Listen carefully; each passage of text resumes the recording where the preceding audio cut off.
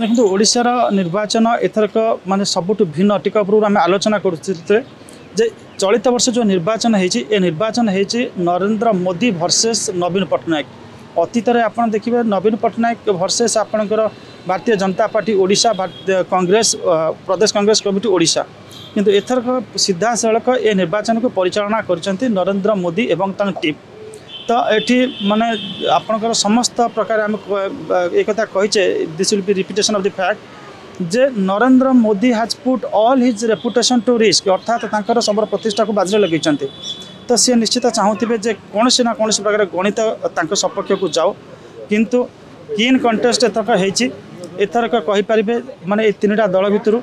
जी आप जो दुईटी विशेषकर भारतीय जनता पार्टी एवं आप बीजेडी